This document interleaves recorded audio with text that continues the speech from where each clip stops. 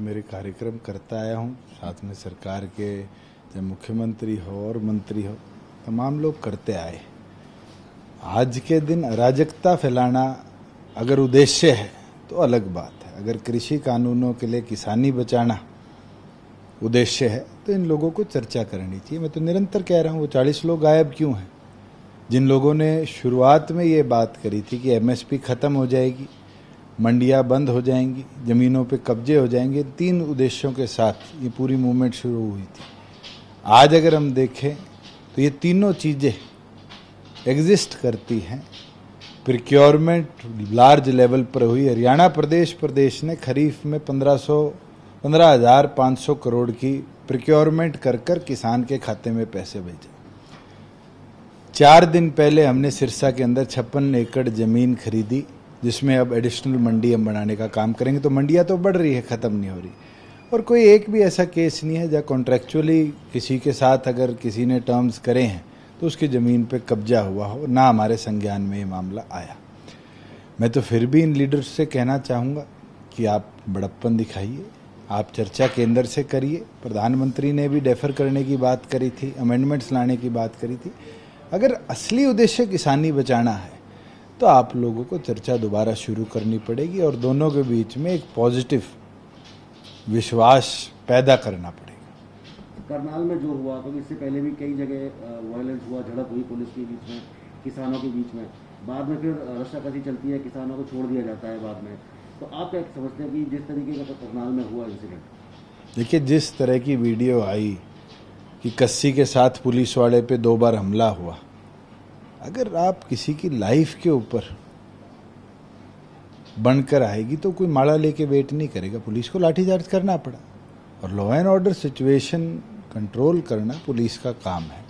हमने तो 9 महीने में निरंतर ये प्रयास किया है कि कोई भी ऐसा एक्सेसिव फोर्स का यूटिलाइजेशन ना हो जहाँ किसी के चोट आए। हमारे डिप्टी स्पीकर की गाड़ी तोड़ी गई तब भी कोई गतिविधि नहीं हुई। हमारे टोहाना एमएलए की गाड़ी तोड़ी गई तब भी हमने कोई एक्शन नहीं लिया। पीछे एमएलए बरवाड़ा अपनी बेटी के साथ ट्रैवल कर रहे थे, उनके साथ दुर्व्यवहार किया तब भी हमने कोई ऐसी कदम नहीं उठाया। मगर आंदोलन की आड़ में और अगर अराजकता फैलाई जा रही है तो इसको सहन नहीं किया जाएगा और ज़रूरत पड़ेगी तो फिर व्यवस्था खराब करने वालों के खिलाफ सख्त कार्रवाई हम करेंगे। तो जो वीडियो की बहुत चर्चा हुई, वीडियो वायरल हुआ एसडीएम साहब का, मैंने उस पर परसों भी कहा था, आज भी कहता हूँ, शब्दावली गलत थी। उसके ओथ के अंदर साफ तौर पर लिखा हुआ है कि हाई एथिकल स्टैंडर्ड एक ऑफिसर मेंटेन करेगा। हमने रिप्लाई सॉर्ट किया है, रिप्लाई आने के बाद जो एक्शन सरकार लेगी वो लेगी। सर आगे आप किस तरह देखते हैं, क्योंकि इतना कुछ हो गया है, आगे भी उम्मीद अभी कमी नजर आ रही है? देखिए, 9 महीने हो गए, अंत इसका जब ही होगा जब चर्चा होगी, या फिर अंत आगे 2 स्टेट के चुनाव हैं, जिन स्टेट्स के लीडर्स ने इस मूवमेंट को चला रखी है उनकी सोच भी सामने आ जाएगी। तो सीएम साहब ने कल कहा एक प्रेस कॉन्फ्रेंस में कि कैप्टन अमरिंदर इंस्टिगेट कर रहे हैं फार्मर्स को। मैं तो कैप्टन अमरिंदर जी और भूपेंद्र हुड्डा ही नहीं, ये परिभाषा इंस्टिगेशन की तो के मुंह से आ गई थी जब सिद्धू जी ने ओथ ली थी कि जो अमरिंदर सिंह ने किया वो कोई नहीं कर सकता था। और ये दर्शा दिया कि पंजाब कांग्रेस, हरियाणा कांग्रेस और देश की कांग्रेस ने मिलकर पीछे से इस आंदोलन को सपोर्ट दिया और देश के अंदर माहौल खराब हो उसके लिए कदम उठाए। फिर भी हरियाणा सरकार ने पीसफुली जितने लोग आए उनको आज भी बॉर्डर पर कोई डिस्ट्रिक्ट एडमिनिस्ट्रेशन की तरफ से चीज़ चाहिए होती है हम उपलब्ध कराते हैं। इनने हमारे कई टोल्स बंद कर रखे, वहाँ भी हमने कहीं बल प्रयोग करा नहीं है। मगर अब समय आ चुका, अगर ये लोग चर्चा नहीं करते और इस तरह की बर्बरता दिखाते हैं तो हम फिर सख्त कार्रवाई करेंगे। और आपको लगता है सर कि ये जिस तरीके का आंदोलन चल रहा है और सरकार के खिलाफ जिस तरीके का माहौल बनाया जा रहा है, कहीं ना कहीं सरकार ने जितनी, जैसे कि आपने प्रेस कॉन्फ्रेंस में भी बोला और अभी भी बताया कि एमएसपी पे दिया जा रहा है बहुत सारे प्रोडक्ट्स के ऊपर, तो सरकार कहीं ना कहीं समझाने मैं तो आप इन 40 लोगों से आपके माध्यम से पूछना चाहूँगा कि हरियाणा प्रदेश की डायरेक्ट बैंक ट्रांसफ़र की जो नीति थी, जो मैंने साल पहले शुरू करी कि खातों में पैसा देंगे किसान के, क्या पंजाब ने उसको वीट में अपनाया? नहीं अपनाया है और पैडी में भी अपनाएगी। हमारी मंडी से अच्छी ऑर्गेनाइज्ड मंडी देश में नहीं है। हम तो चाहते हैं देश इस मॉडल को कॉपी करे।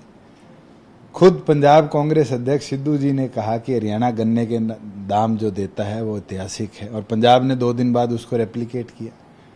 हमारी एग्रीगेरियन इकोनॉमी, कृषि इकोनॉमी जो है वो बहुत सॉलिड है, और हम इसको और मजबूत बनाएंगे। आगे जो प्रोक्योरमेंट सीजन पैडी का आएगा, आप देखना, पैडी हो, बाजरा हो, मूंग हो, मूंगफली हो, कोई और फसल हो, हम तमाम फसलों की तारीख भी निर्धारित कर चुके हैं, मंडियां भी निर्धारित कर चुके हैं, और प्रोक्योरमेंट प्रोसेस को भी और बेहतरीन तरीके से। सरकार इतना कुछ कर रही है तो लेकिन कहीं ना कहीं किसान समझ नहीं पा रहे या सरकार नहीं समझा पा रही। मैं तो आपसे चाहूँगा कि आप फील्ड में जाइए, आंदोलनकारियों को छोड़कर तो आम किसान से, उससे पूछिए कि क्या उसको मंडी में रात को सोना पड़ा, क्या उसकी फसल 1 दिन में बिकी नहीं, क्या उसके 2 दिन में 3 दिन में पैसे खाते में नहीं आए, और अगर लेट आए तो उस पर हमने 9% इंटरेस्ट भी दिया है।